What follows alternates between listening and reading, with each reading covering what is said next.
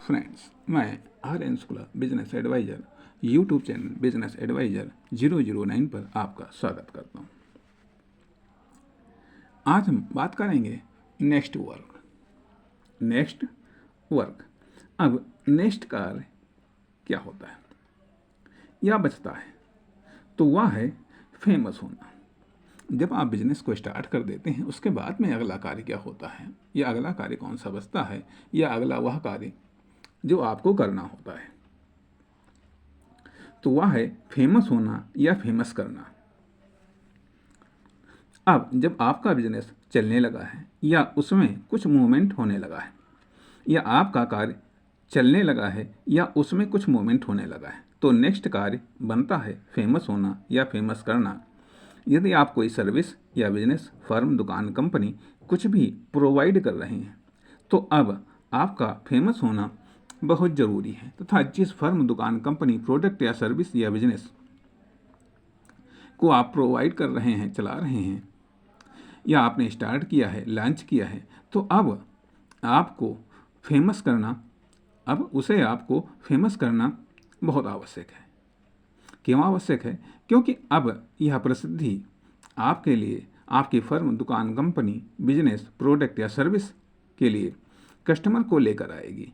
इसलिए आपकी फर्म, दुकान, कंपनी, प्रोडक्ट या सर्विस या बिजनेस का अब फेमस होना बहुत ही आवश्यक है या अनिवार्य है नेक्स्ट लेवल पर जाने के लिए।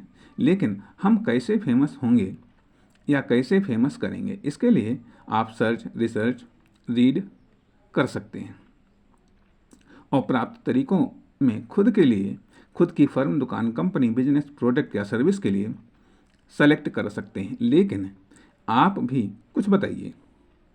अब एडवर्टाइजिंग काफ़ी फेमस हुआ पॉपुलर तरीका है फेमस होने का, परंतु एडवर्टाइजिंग में हम किस साधन का प्रयोग करेंगे, किस माध्यम का प्रयोग करेंगे, यह कई बातों पर निर्भर करता है। अब फेमस होने का एक दूसरा तरीका है नित नियमित कुछ न कुछ, भले ही थोड़ा सही, फेमस जरूर होना है। ऐसा कोई भी कार्य नहीं करना है जिससे हम बुरे रूप में फेमस हों, या हमारी फर्म, दुकान, कंपनी, बिजनेस, प्रोडक्ट या सर्विस बुरे रूप में फेमस हो। इसे हम सकारात्मक, धनात्मक प्रसिद्धि कहते हैं। दूसरी होती है नकारात्मक व ऋणात्मक प्रसिद्धि। यह बदनाम करती है, लेकिन यह जल्दी होती है। इसे भी इस्तेमाल किया जाता है यदि नकारात्मक को सकारात्मक में, ऋणात्मक को धनात्मक प्रसिद्धि में बदलना आता है, तो इसका उपयोग किया जा सकता है, पर ध्यान है यह रिस्की है। दूसरी बात, हमारे बजट के ऊपर भी हमारी प्रसिद्धि निर्भर करती है। इन्वेस्टमेंट इनकम पर भी हमारी प्रसिद्धि निर्भर करती है।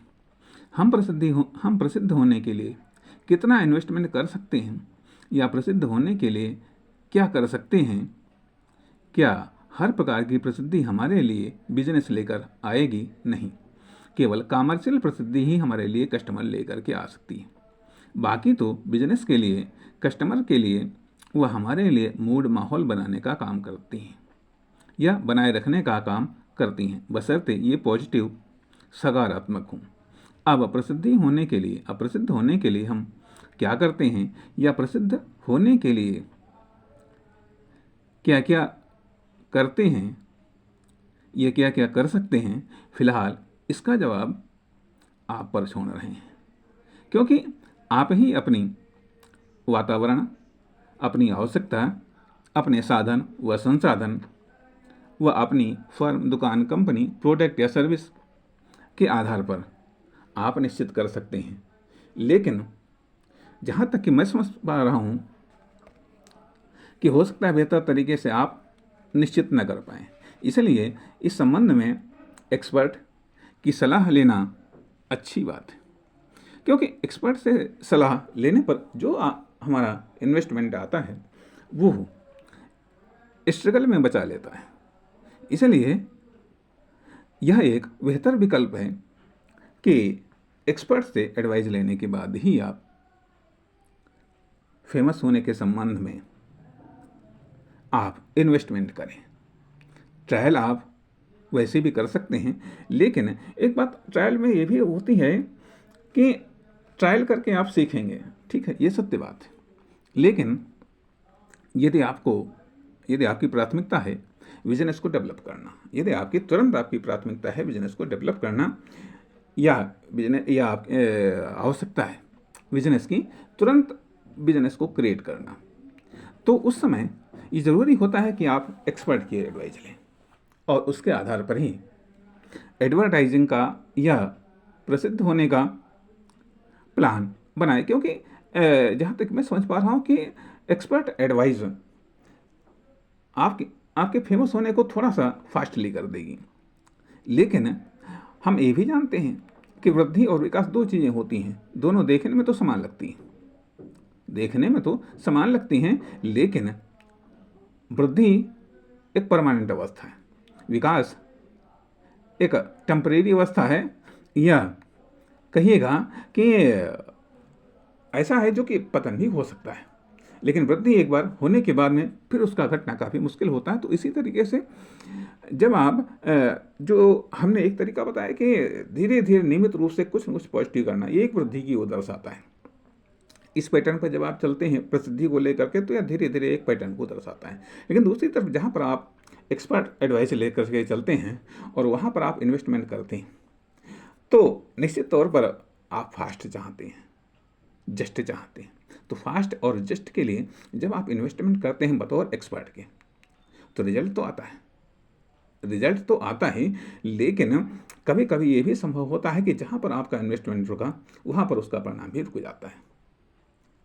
इसलिए आवश्यकता अनुसार दोनों तरीकों को आप इस्तेमाल कर सकते हैं कि बतौर एक्सपर्ट एडवाइस के अनुसार फेमस होने के लिए या फेमस करने के लिए अपनी फर्म, दुकान, कंपनी, प्रोडक्ट या सर्विस को जो आप इन्वेस्टमेंट करना चाहते हैं वो करिएगा। और बाकी जो नियमित रूप से सुधार के द्वारा इम्प्लीमेंट के द्वारा जो आप फेमस होने का परमानेंट तरीका अपनाते हैं, वह भी एक बेहतर ऑप्शन है। क्योंकि यही चीज़ जो सकारात्मक प्रसिद्धि है, जो सकारात्मक फेमस होना है, ये आपके बिजनेस में सुधार करता है, ये आपकी सेल्स में सुधार करता है, ये आपकी इनकम में सुधार करता है, साथ ही साथ आप में एक क्वालिटी डेवलप करता है, एक कॉमर्शियल कॉन्फिडेंस डेवलप करता है। मैं फिर दोहराना चाहूँगा कि एक कॉमर्शियल कॉन्फिडेंस डेवलप करता है। इसलिए यह ज़रूरी है कि अब आपका नेक्स्ट टारगेट फेमस होना है और फेमस करना है, बैड नहीं, good, better and best. Thank you, धन्यवाद, नमस्कार।